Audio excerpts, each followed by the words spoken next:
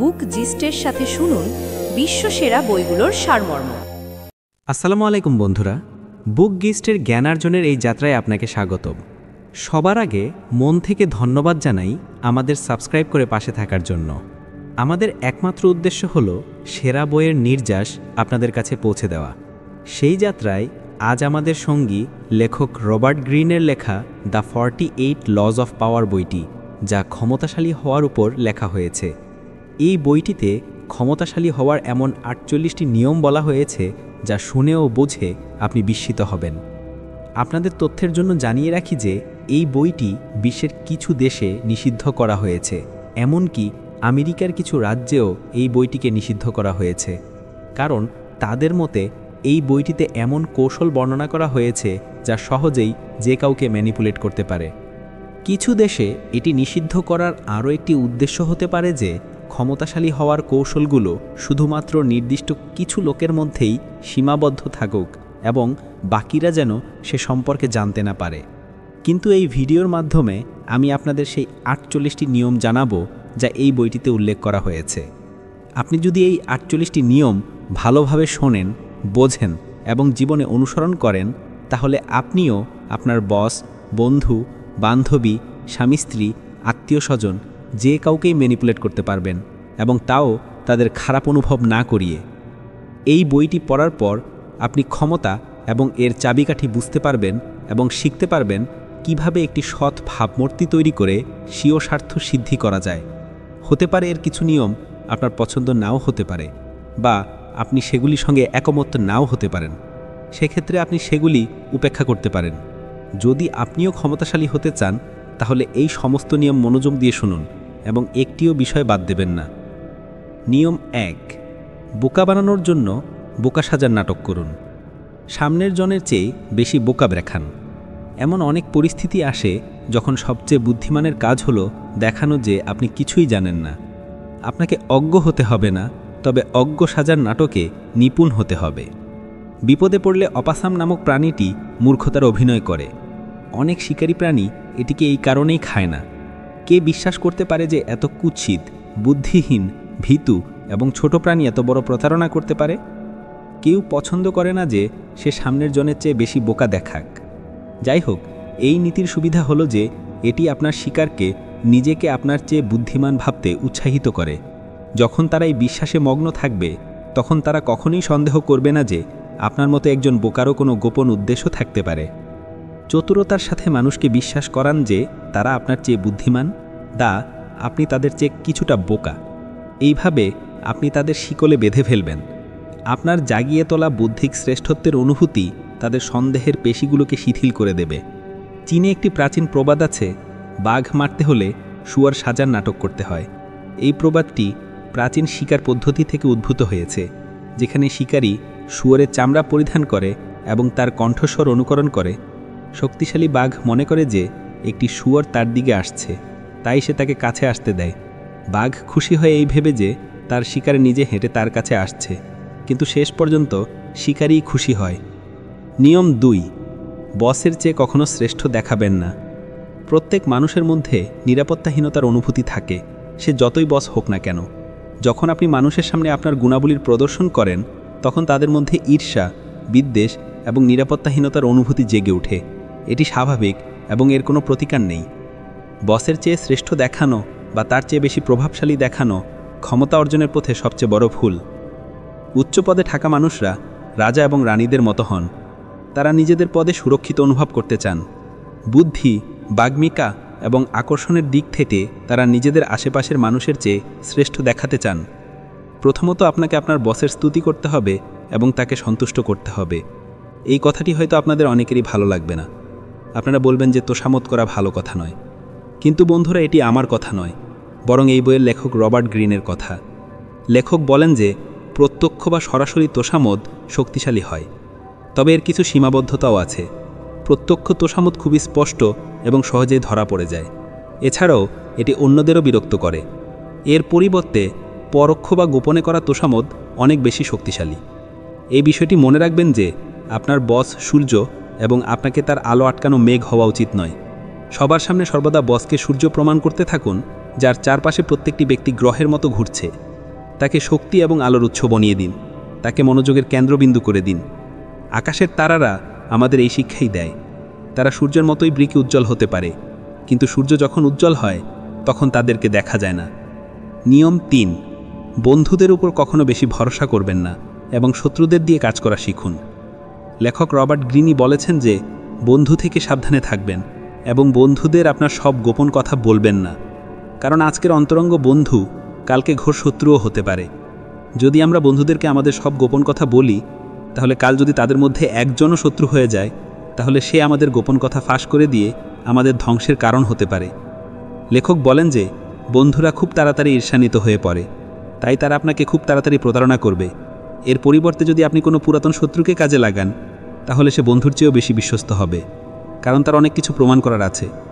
প্রকৃতপক্ষে আপনাকে শত্রু থেকেই নয়, বরং বন্ধু থেকে ভয় পাওয়া উচিত। যদি আপনার কোনো শত্রু না থাকে, তাহলে শত্রু করার উপায় খুঁজুন। প্রায়শই আপনি আপনার বন্ধুদের ততটা ভালোভাবে জানেন না যতটা আপনি মনে করেন, কারণ বন্ধুরা প্রায়শই তর্ক এড়ানোর জন্য বা আপনাকে খারাপ লাগার ভয় তাদের সাথে হ্যাঁ মেলায়, এবং আপনাকে কষ্ট, যন্ত্রণা বা দুঃখ না দেওয়ার জন্য তারা তাদের অপ্রিয় ভ্যান্ট বা গুণগুলো হিকুয়ে রাখে। এই কারণেই আপনি আসলে জানেন না যে আপনার সম্পর্কে আপনার বন্ধুদের আসলে কী অনুভূতি। যখন আপনি কোনো বন্ধুকে চাকরিতে রাখার সিদ্ধান্ত নেন, তখন প্রাথমিকভাবে সে আপনার সামনে তার ভালো গুণগুলো দেখাতে শুরু করে, কিন্তু ধীরে ধীরে তার সেই গুণগুলোও সামনে আসে যা সে এতদিন লুকিয়ে রাখছিল, এবং তখন সে আপনাকে বলে যে বিয়ের পর সে বদলে গেছে। দেখুন, এখানে মানুষ বদলায়নি, মানুষ আজও সেই একই আছে যা আগে ছিল। পার্থক্য শুধু এতটুকুই ছিল যে আপনি তাকে ভালোভাবে জানতেনই না। নিয়ম 4, আপনার উদ্দেশ্য গোপন রাখুন। যে যোগ্য সেনাপতি শত্রুর ওপর হঠাৎ আক্রমণ করার ইচ্ছা রাখে, সে তার শত্রুকে তার ইচ্ছার আভাসও দেয় না। আপনার উদ্দেশ্য এবং আপনার অগ্রগতি গোপন রাখুন। আপনার পরিকল্পনা প্রকাশ করবেন না যতক্ষণ না সেগুলোর বিরোধিতা করা অসম্ভব হয়ে পড়ে। যুদ্ধ শেষ না হওয়া পর্যন্ত যুদ্ধের ঘোষণা করবেন না, বিজয় আগেই অর্জন করুন। লেখক রবার্ট গ্রিনি বলেন যে আপনি কোন উদ্দেশ্য নিয়ে কাজ করছেন তা প্রকাশ করবেন না। এতে মানুষ অন্ধকারে থাকবে এবং তাদের পরিকল্পনা তৈরি করতে পারবে না। যদি তাদের কোনো ধারণা না থাকে যে আপনি কি করতে চান, তাহলে তারা নিজেদের সুরক্ষার পরিকল্পনা করতে পারবে না। এইভাবে আপনি তাদের ভুল পথে অনেক দূর নিয়ে যেতে পারবেন এবং দীর্ঘ সময় ধরে বিভ্রান্ত করতে পারবেন। যখন তারা আপনার উদ্দেশ্য বুঝতে পারবে, ততক্ষণে অনেক দেরি হয়ে যাবে। জ্ঞানী ব্যক্তিরা মানুষের কাছ থেকে সেটাই বলেন যা তারা শুনতে চায়। তাদের আপনার অনুভূতি প্রকাশ করে তিক্ত সত্য বলা বুদ্ধিমানের কাজ নয়।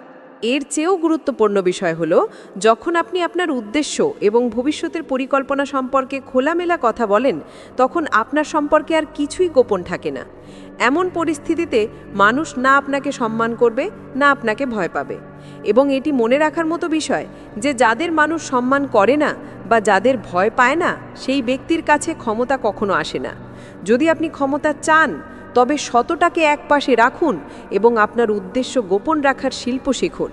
যদি আপনি এই শিল্পে পারদর্শী হন, তবে আপনি সর্বদা সুবিধাজনক অবস্থানে থাকবেন। নিয়ম 5, সর্বদা প্রয়োজন মতো কম কথা বলুন। শব্দের মাধ্যমে মানুষকে প্রভাবিত করার চেষ্টা করবেন না। আপনি যত বেশি কথা বলবেন, তত বেশি সাধারণ মনে হবে এবং আপনার নিয়ন্ত্রণ তত কম হবে। ক্ষমতাশালী ব্যক্তিরা কম কথা বলে প্রভাবিত করেন এবং প্রভাবশালী দেখান। বেশি কথা বলতে গিয়ে আপনার মুখ থেকে কোনো না কোনো মূর্খতাপূর্ণ কথা বেরিয়ে আসার সম্ভাবনা বেশি থাকে। ক্ষমতা অনেক দিক থেকে দেখানোর খেলা।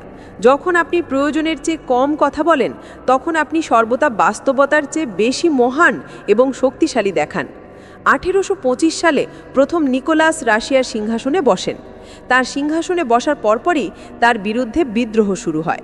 প্রথম নিকোলাস বিদ্রোহী নেতার রালেভকে মৃত্যুদণ্ড দেওয়ার আদেশ দেন। রালেভকে ফাঁসির মঞ্চে দাঁড় করানো হয় এবং তার গলায় দড়ি বাঁধা হয়। তারপর নিচ থেকে মঞ্চ সরিয়ে নেওয়া হয়, কিন্তু রালেভ যেই দড়িতে ঝোলে, দড়ি ছিঁড়ে যায় এবং সে মাটিতে পড়ে যায়। তার প্রাণ বেঁচে যায়। সে ভিড়ের মধ্যে চিৎকার করে বলল, তোমরা দেখলে, রুশরা কোনো কাজ ঠিকমতো করতে পারে না, তারা দড়িও বানাতে পারে না। একজন দূত তাৎক্ষণিকভাবে এই খবর নিয়ে সম্রাটের কাছে গেল যে মৃত্যুদণ্ড কার্যকর করা যায়নি। এই হতাশাজনক খবরে চিন্তিত হওয়া সত্ত্বেও নিকোলাস রালেভের ক্ষমাপত্রে স্বাক্ষর করতে শুরু করলেন। কিন্তু তখনই তিনি দূতকে জিজ্ঞেস করলেন, এই ঘটনার পর রালেফ কিছু বলেছিল কি? দূত উত্তর দিল, সে বলেছিল যে রুশরা কোনো কাজ ঠিকমতো করতে পারে না, রুশরা দড়িও বানাতে পারে না।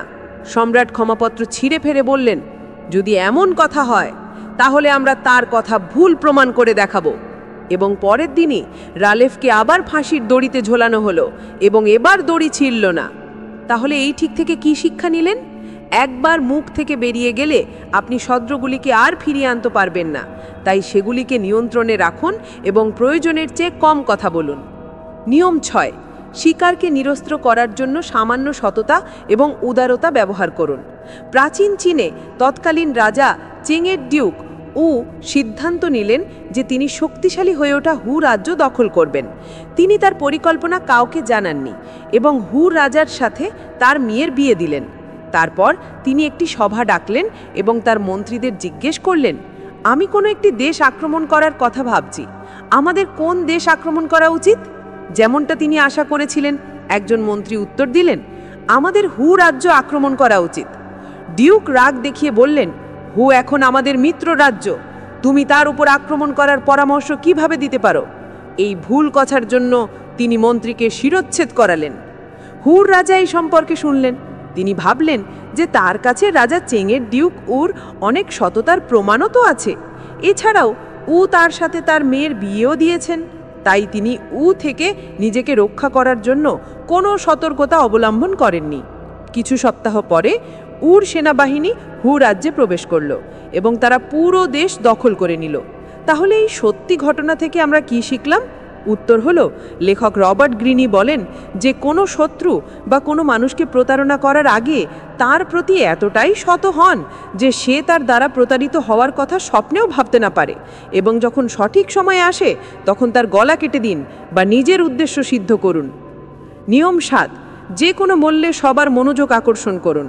সব কিছুর মূল্যায়ন হয় দেখার উপর ভিত্তি করে, যা দেখা যায় না তার কোনো মূল্যই থাকে না। তাই ভিড়ের অংশ হবেন না এবং নাম গোনা নিতে ডুবে যাবেন না। সবার থেকে আলাদা হয়ে দেখান। যে কোনো মূল্যে মানুষের নজরে থাকুন। নিরস এবং ভীরু জনতার চেয়ে বেশি মহান, বেশি আকর্ষণীয় এবং বেশি রহস্যময় দেখালে আপনি এমন এক চুম্বক হয়ে যাবেন যা সবার মনোযোগ নিজের দিকে টেনে নেবে। সমাজ সব সময় এমন লোকদের পছন্দ করে যারা সাধারণ মানুষের চেয়ে বড় বা আলাদা। তাই এমন গুণাবলী বিকাশ করুন যার কারণে আপনি অন্যদের থেকে আলাদা দেখান এবং আপনার প্রতি মানুষের মনোযোগ আকৃষ্ট হয়। এই কারণেই বিতর্কের সুযোগ গ্রহণ করুন, এমনকি স্ক্যান্ডেলেরও। মানুষ আপনাকে উপেক্ষা করবে তার চেয়ে ভালো যে তারা আপনার সমালোচনা করুক। অন্তত আপনি আলোচনায় তো থাকবেন। নিজেকে প্রদর্শন করুন এবং সবার চোখের সামনে থাকুন। যা দেখা যায় না একরকম তার অস্তিত্বই থাকে না। যে অভিনেতা লাইমলাইটের উজ্জ্বল আলোতে পা রাখেন সবার চোখ তার ওপরেই থাকে। লাইমলাইটের সংকীর্ণ পরিধিতে একসাথে শুধুমাত্র একজন অভিনেতারই দাঁড়ানোর জায়গা থাকে। নিজেকে লাইমলাইটে রাখার জন্য সর্বাত্মক চেষ্টা করুন। আপনার কাজগুলিকে খুব বড়, আকর্ষণীয় এবং বিতর্কিত করুন, যাতে আলো সব সময় আপনার ওপরেই থাকে এবং বাকি সবাই অন্ধকারে থাকে। সুতরাং মূল কথা হলো, যে কোনো মূল্যে সব সময় মানুষের মনোযোগ আকর্ষণ করা উচিত। নিয়ম ৮, কাজ অন্যদের দিয়ে করান কিন্তু কৃতিত্ব নিজে নেন। ক্ষমতার পৃথিবী জঙ্গলের পৃথিবীর মতো। কিছু প্রাণী নিজেরা শিকার করে বাঁচে, কিন্তু বেশিরভাগ প্রাণী যেমন শিয়াল এবং শকুন অন্যের শিকারে বেঁচে থাকে।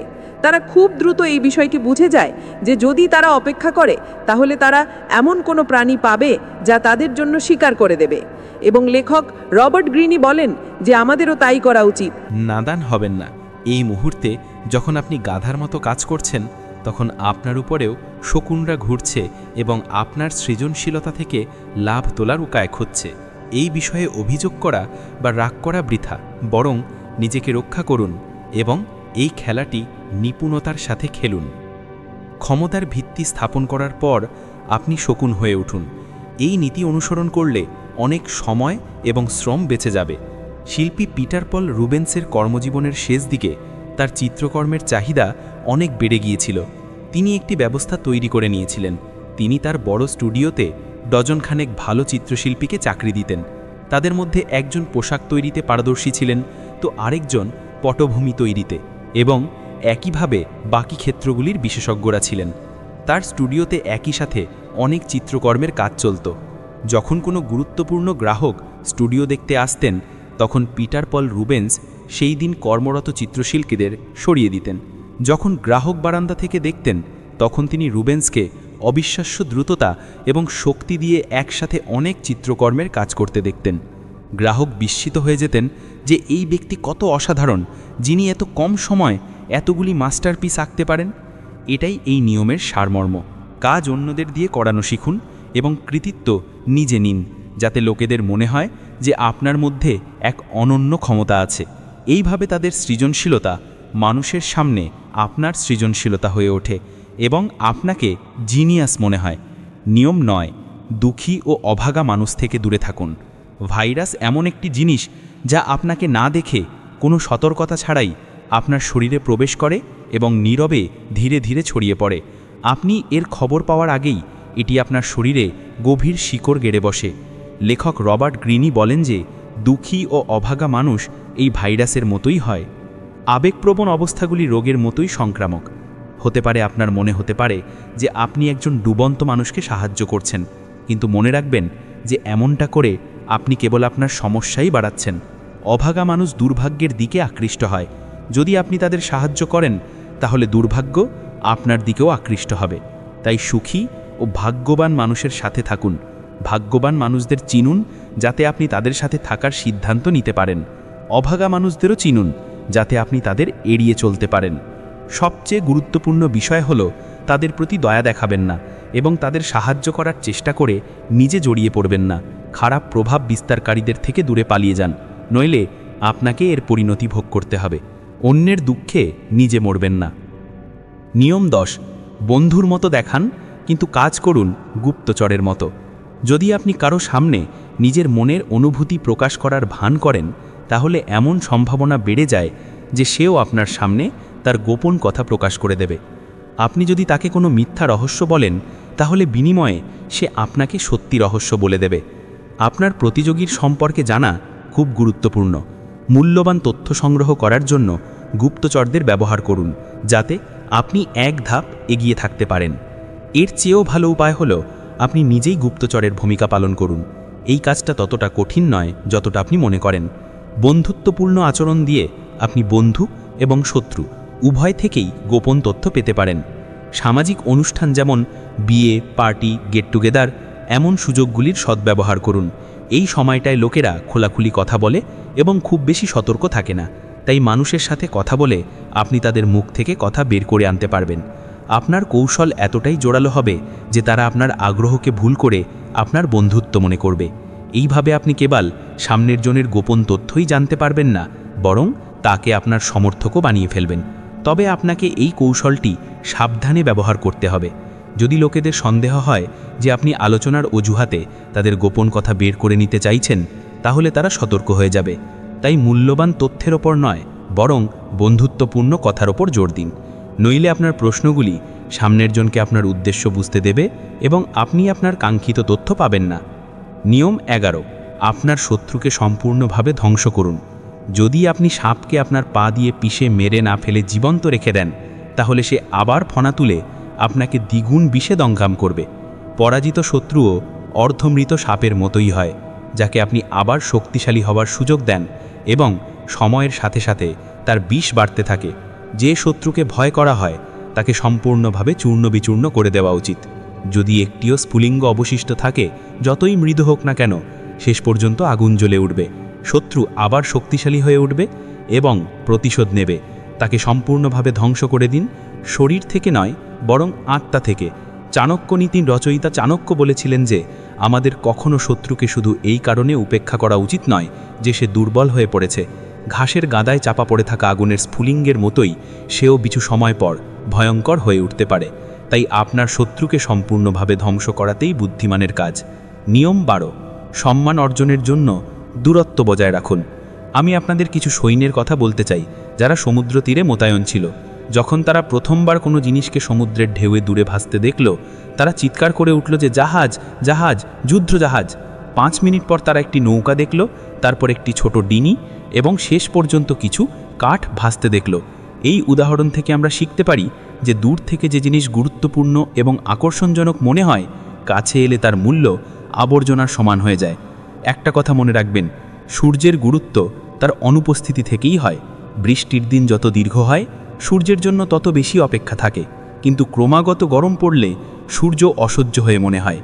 যদি আপনি নিজেকে অনুপস্থিত রাখতে শেখেন তাহলে মানুষের মধ্যে আপনার চাহিদা বেড়ে যাবে। যদি আপনি বেশিক্ষণ ধরে মানুষের আশেপাশে থাকেন তাহলে আপনি আপনার চারপাশে যে ক্ষমতার আভা তৈরি করেছেন সেটা অদৃশ্য হয়ে যাবে। খেলা ঘুরিয়ে দিন, নিজেকে দুর্লভ করে তুলুন, এতে আপনার উপস্থিতির গুরুত্ব বেড়ে যাবে। দূর থেকে যাকে সিংহ বলে মনে হয়, সামনে এলে সে সাধারণ এবং মূর্খতাপূর্ণ লাগে। বেশি পরিচিত হলে গুণাবলী তাদের ঔজ্জ্বল্য হারায়, কারণ মানুষ অভ্যন্তরীণ গুণাবলীর পরিবর্তে বাহ্যিক জিনিসগুলিকে দেখতে শুরু করে। শ্রেষ্ঠ প্রতিভা সম্পন্ন ব্যক্তিরাও তাদের অনুপস্থিতি বা অবসরের ব্যবহার এই জন্য করেন যাতে মানুষ তাদের সম্মান করতে পারে এবং তাদের দুর্লভতা থেকে শ্রদ্ধা উৎপন্ন হতে পারে। নিয়ম 13, আপনার সামনে কে আছে তা জানুন, ভুল ব্যক্তির সাথে ঝামেলায় জড়াবেন না। বিরক্তিকর কাক একদিন ভেড়ার পিঠে বসে পড়ল। বেচারা ভেড়া বাধ্য হয়ে তাকে দীর্ঘ সময় ধরে নিজের পিঠে বয়ে নিয়ে চলল। তারপর সে বলল, যদি তুমি কোনো কুকুরের সাথে এমন আচরণ করতে তাহলে সে তোমাকে তার তীক্ষ্ণ দাঁত দিয়ে মজা দেখাতো। এই কথা শুনে কাক উত্তর দিল, এবং সে যে উত্তর দিল তা একটু মনোযোগ দিয়ে শুনুন। সে বলল, আমি দুর্বলদের অত্যাচার করি এবং শক্তিশালী মানুষের তোষামত করি। আমি জানি আমি কাকে অত্যাচার করতে পারি এবং কার তোষামত করা উচিত। আমি আশা করি এই নীতি অনুসরণ করে আমি দীর্ঘ সময় বেঁচে থাকব এবং ভালো বার্ধক্যের আনন্দ উপভোগ করব। লেখক রবার্ট গ্রিনি বলেন যে আমাদেরও তাই করা উচিত। এবং একটি গুরুত্বপূর্ণ বিষয় জেনে নিন যে ব্যক্তি যতই তুচ্ছ বা ছোটর হোক না কেন, সে কখনো না কখনো আপনার কাজে আসতে পারে। কিন্তু যদি আপনি কখনো তার অপমান করে থাকেন তাহলে সে আপনার কাজে আসবে না। ভুলগুলি প্রায়শই ক্ষমা করে দেওয়া হয়, কিন্তু অপমান কখনো ক্ষমা করা হয় না। মানুষের অহংকার এটিকে সব সময় মনে রাখে। নিয়ম 14, কারো হাতের পুতুল হবেন না, নিজেকে ছাড়া অন্য কারো পক্ষে যাবেন না। কারণ ক্ষমতা অনেকটাই প্রদর্শনের উপর নির্ভরশীল, তাই আপনাকে এমন কৌশল শিখতে হবে যা আপনার খ্যাতি বাড়ায়। কোনো ব্যক্তি বা গোষ্ঠীর হাতের পুতুল না হওয়া এমনই একটি কৌশল। যখন আপনি হাতের পুতুল হন না, তখন সামনের জন্য রাগ হয় না, বরং তার মনে আপনার প্রতি সম্মান তৈরি হয়। আপনি তাৎক্ষণিকভাবে শক্তিশালী হয়ে ওঠেন, কারণ আপনি সেই গোষ্ঠী বা ব্যক্তির প্রলোভন বা বন্ধন থেকে দূরে থাকেন যা বেশিরভাগ মানুষ করতে পারে না। যে মুহূর্তে আপনি হাতের পুতুল হয়ে যান বা আত্মসমর্পণ করেন, এই জাদু শেষ হয়ে যায়। আপনিও বাকি সবার মতো সাধারণ হয়ে যান। লোকেরা আপনাকে হাতের পুতুল বানানোর জন্য সব ধরনের উচিত অনুচিত উপায় চেষ্টা করবে। তারা আপনাকে উপহার দেবে, আপনার উপর অনুগ্রহের বৃষ্টি ঝরাবে, শুধুমাত্র এই জন্য যাতে তাদের অনুগ্রহের বোঝায় চাপা পড়ে যান আপনি। তাদের আগ্রহকে উৎসাহিত করুন, কিন্তু কোনো মূল্যেই হাতের পুতুল হবেন না।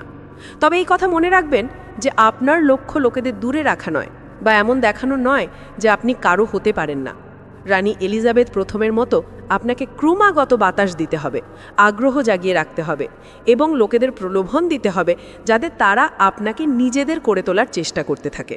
তারপর আপনাকে তাদের মনোযোগ মাঝে মাঝে ঘুরিয়েও দিতে হবে, তবে খুব বেশি দূরে নয়। নিয়ম 15, খ্যাতির উপর অনেক কিছু নির্ভর করে, যে কোনো মূল্যের রক্ষা করুন। খ্যাতি শক্তির ভিত্তি। কেবলমাত্র খ্যাতির মাধ্যমেই আপনি প্রভাব বিস্তার করতে পারেন এবং বিজয় অর্জন করতে পারেন। একবারও পিছলে গেলে আপনি নিরাপত্তাহীন হয়ে যাবেন এবং আপনার উপর সব দিক থেকে হামলা হবে। এমন খ্যাতি তৈরি করুন যাতে তার উপর কেউ হামলা করতে না পারে। সর্বদা প্রসঙ্গিত হামলার বিষয়ে সতর্ক থাকুন এবং সেগুলো ঘটার আগেই শেষ করে দিন। এই সময় আপনার শত্রুদের খ্যাতিতে ফাটল ধরিয়ে তাদের ধ্বংস করা শিখুন। তারপর দূরে দাঁড়িয়ে থাকুন এবং জনতাকে তাদের সমালোচনা করতে দিন। প্রাথমিকভাবে আপনাকে কোনো একটি বিশেষ গুণের খ্যাতি তৈরির জন্য পরিশ্রম করতে হবে, তাই উদারতা হোক বা সততা বা চতুরতা। সেই গুণ আপনাকে অন্যদের থেকে আলাদা করে তোলে এবং এর কারণে অন্যরা আপনার সম্পর্কে কথা বলতে শুরু করে। তারপর আপনি আপনার খ্যাতির প্রচার বেশি বেশি মানুষের মধ্যে করুন। তবে এই কাজটি খুব বিচক্ষণতার সাথে করা উচিত। ধীরে ধীরে খ্যাতি তৈরি করুন এবং এর ভিত্তি মজবুত করুন। দ্বিতীয় বিশ্বযুদ্ধের সময় উত্তর আফ্রিকার মরুভূমিতে যুদ্ধ করার সময় জার্মান সেনাপতি আর্টিন রোমেল ধূর্ততা এবং প্রতারণার খ্যাতি অর্জন করেছিলেন, যার ফলে তার বিরুদ্ধে যুদ্ধ করা প্রতিটি সেনাবাহিনী আতঙ্কে থাকত। যদিও তার সেনাবাহিনী মুষ্টিমেয় ছিল এবং ব্রিটিশ ট্যাঙ্কের সংখ্যা তাদের থেকে 5 গুণ বেশি ছিল, কিন্তু রোমেলের আসার খবর শুনে পুরো শহরগুলি খালি হয়ে যেত। আপনার খ্যাতিকে কোনো একটি বিশেষ গুণের উপর ভিত্তি করে গড়ে তুলুন। এই একমাত্র গুণ ভিজিটিং কার্ডের মতো আপনার পরিচয় দেয় এবং মানুষের উপর চাপ সৃষ্টি করে। নিয়ম 16, অন্যদের আপনার কাছে ডাকুন, প্রয়োজনে প্রলোভনও দিন। ভাল্লুকের শিকারী তার শিকারের পিছনে দৌড়ায় না। যদি ভাল্লুক জানতে পারে যে তার পিছু ধাওয়া হচ্ছে, তাহলে তাকে ধরা প্রায় অসম্ভব। আর ধরুন যদি কেউ ধরেও ফেলে, তাহলে সে হিংস্র হয়ে উঠবে। তাই শিকারী ভাল্লুকের পিছনে দৌড়ায় না, এর পরিবর্তে সে ফাঁদে মধু লাগিয়ে দেয়। সে ভাল্লুকের পিছু ধাওয়া করে নিজেকে ক্লান্ত করে না। সে ভাল্লুকের পিছু ছুটে নিজের জীবন ঝুঁকির মুখে ফেলে না। সে শুধু ফাঁদ প্রস্তুত করে এবং তারপর অপেক্ষা করে। 19 শতাব্দীর বিখ্যাত বিনিয়োগকারী ড্যানিয়েল ড্রু শেয়ার বাজারের পাকা খেলোয়াড় ছিলেন। যখন সে চাইতেন যে বাকি লোকেরা কোনো বিশেষ কোম্পানির শেয়ার কিনুক বা বিক্রি করুক এবং তার দাম বাড়াক বা কমাওক, তখন সে কখনো সরাসরি নীতি ব্যবহার করতেন না। সে চতুরতার সাথে কাজ করতেন। তার একটি কৌশল ছিল যে সে ওয়াল স্ট্রিটের পথে পড়া একটি ক্লাবে গিয়ে বলতেন যে তাকে শীঘ্রই স্টক এক্সচেঞ্জে পৌঁছতে হবে। তারপর সে তার ঘাম মোছার জন্য একটি লাল রুমাল বের করতেন। এই রুমাল থেকে একটি কাগজ পড়ত, কিন্তু সে তার পড়ার দিকে মনোযোগ দিত না। ক্লাবের সদস্যরা সবসময় ড্যানিয়েলের পদক্ষেপগুলি বোঝার চেষ্টা করত। তাই তার চলে যাবার পর তারা দ্রুত সেই কাগজটি তুলে নিত। সেই কাগজে কোনো কোম্পানির শেয়ার সম্পর্কে গোপন তথ্য লেখা ছিল। কথা তো ছড়িয়ে পড়ত এবং সদস্যরা দ্রুত সেই তথ্যের ভিত্তিতে সেই শেয়ার কেনাবেচা শুরু করে দিত এবং এইভাবে ড্যানিয়েলের হাতের খেলনা হয়ে যেত। সবকিছু এই বিষয়ের উপর নির্ভর করে যে আপনি যে প্রলোভন দিচ্ছেন তা কতটা মিষ্টি। যদি আপনার জাল আকর্ষণীয় হয়, তাহলে আপনার শত্রুদের ইচ্ছা এবং আবেগের জটিলতা তাদের সত্য দেখতে দেবে না। তাদের লোভ যত বাড়বে, তাদের তত ঘোরানো যাবে। নিয়ম 17, তর্ক করে নয়, আপনার কাজ দিয়ে জিতুন। তর্ক করে নিজের কথা মানিয়ে বা জেতার চেষ্টার সমস্যা হলো আপনি নিশ্চিতভাবে কখনো বলতে পারবেন না যে সামনের জনের উপরের কী প্রভাব পড়েছে। হয়তো সে আপনার সাথে একমত দেখাচ্ছে, কিন্তু ভেতরে ভেতরে আপনার প্রতি ঈর্ষা এবং ঘৃণা পোষণ করছে। তর্ক থেকে পাওয়া ক্ষণস্থায়ী বিজয় আসলে ফাঁকা। এটি সামনের জনের চিন্তাভাবনা পরিবর্তন করে না। এর পরিবর্তে তার মনে বিদ্বেষ এবং বিদ্বেষমূলক মনোভাব তৈরি হয়, যা দীর্ঘকাল স্থায়ী হয়। 1688 সালে রেন ওয়েস্টমিনস্টার শহরের জন্য একটি অসাধারণ টাউন হল ডিজাইন করেন, কিন্তু মেয়র তাতে সন্তুষ্ট ছিলেন না। তিনি রেনকে বললেন যে দ্বিতীয় তলা নিরাপদ নয় এবং এটি প্রথম তলায় অবস্থিত তার অফিসের ওপর যে কোনো সময় পড়ে যেতে পারে। তিনি রেনকে বললেন যে তিনি অতিরিক্ত সমর্থনের জন্য পাথরের 2টি স্তম্ভ আরও লাগান। রেন একজন অত্যন্ত দক্ষ প্রকৌশলী ছিলেন। তিনি ভালোভাবে জানতেন যে স্তম্ভ লাগানোর কোনো অর্থ নেই এবং মেয়রের ভয় ভিত্তিহীন ছিল, কিন্তু তিনি স্তম্ভ লাগিয়ে দিলেন। মেয়র খুব খুশি হলেন। কয়েক বছর পর যখন কিছু শ্রমিক পরিষ্কার পরিচ্ছন্নতা করার জন্য উঁচু মুইয়ে চড়ল, তখন জানা গেল যে স্তম্ভগুলি ছাদকে সমর্থন করছে না, বরং তার থেকে কিছুটা দূরেই শেষ হয়ে গেছে। স্তম্ভগুলি শুধুমাত্র দেখানোর জন্য লাগানো হয়েছিল, কিন্তু এতে উভয় ব্যক্তি তারা যা চেয়েছিল তা পেয়ে গেল। মেয়র সন্তুষ্ট হলেন এবং রেন জানতেন যে ভবিষ্যৎ প্রজন্ম বুঝবে যে তার মূল নকশা সঠিক ছিল এবং স্তম্ভগুলির প্রয়োজন ছিল না। সামনে দেখা যাচ্ছে এমন প্রমাণ নিয়ে কেউ তর্ক করতে পারে না। যেমন বালসার গ্রেসিয়ান বলেন, সত্য সাধারণত শোনা যায় না, দেখা যায়। তাই তর্ক করে নয়, বরং আপনার কাজ দিয়ে মানুষের মন জয় করুন। নিয়ম 18, মানুষকে আপনার উপর নির্ভরশীল হতে শেখান। যে নিজের তৃষ্ণা নিবারণ করে নেয়, সে তৎক্ষণাৎ কূপের দিকে পিঠ করে নেয়, কারণ তার আর সেটির প্রয়োজন থাকে না। যখন নির্ভরশীলতা শেষ হয়ে যায়, তখন শিষ্টতা এবং সভ্যতাও শেষ হয়ে যায় এবং তারপর সম্মানও। মানুষকে আপনার উপর নির্ভরশীল করুন, নির্ভরশীল করে তুলুন। অভিজ্ঞতা থেকে আপনাকে প্রথম শিক্ষাটি এটাই নিতে হবে যে আশাকে বাঁচিয়ে রাখুন, কিন্তু পুরোপুরি সন্তুষ্ট করবেন না। আপনার স্বাধীনতা বজায় রাখার জন্য আপনাকে এমন একজন মানুষ হতে হবে যার মানুষ সব সময় আপনার প্রয়োজন পড়ে এবং তারা আপনাকে চায়। এমন কিছু করুন যাতে অন্যরা তাদের সুখ সমৃদ্ধির জন্য আপনার ওপর নির্ভরশীল হয়ে পড়ে। মানুষকে এত শেখাবেন না যে আপনার ছাড়াই তাদের কাজ চলে যায়। নিয়ম 19, সাহায্য চাওয়ার সময় দয়া বা অনুগ্রহের নয়, বরং স্বার্থের দোহাই দিন। যখন দ্বাদশ শতাব্দীতে মঙ্গোলরা চীন আক্রমণ করে, তখন 2000 বছরের পুরনো চীনা সংস্কৃতি ও সভ্যতা হুমকির মুখে পড়ে। মঙ্গলদের সেনাপতি চেঙ্গিস খানের চোখে চীন ছিল শুধুমাত্র এমন একটি দেশ যেখানে তার ঘোড়াগুলির জন্য পর্যাপ্ত ঘাস ছিল না।